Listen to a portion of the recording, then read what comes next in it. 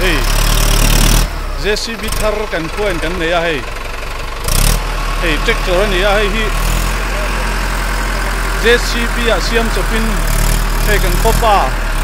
paro pui tak mai hian JCB a tractor ka siamin hey tiang hian balu lot na da siam chuakan paro pui khop mai hey paro pui takani hey tractor khani a JCB in an ma ni fa in an siam nga tani hi mechanic tele mi dang po ruai chuang lawin an ma ni hian an siam ani hey a thle mai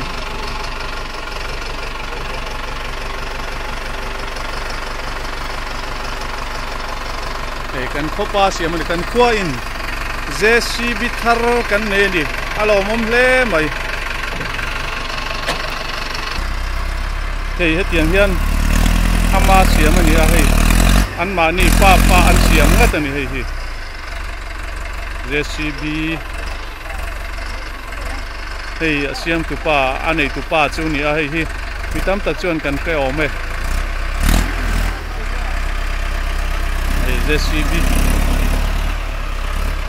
balu lot na an ma ni nan siam chua ve nga tani isang tak thengin a kang the hey balu om na khan ya hey kian a thakop mai hey an balu motor siam hi an mani kut chuak dik takani hey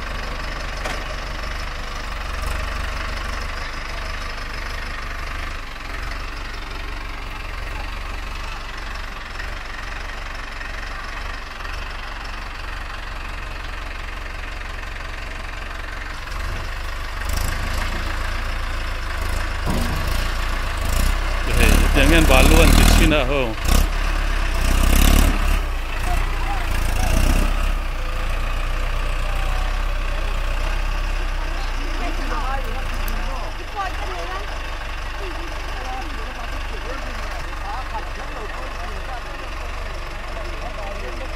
hey tractor JCB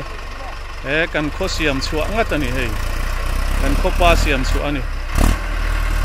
kan lom pui em ani lom pui om le mai balu lot nan an siam ani atang kai takin man thei don ani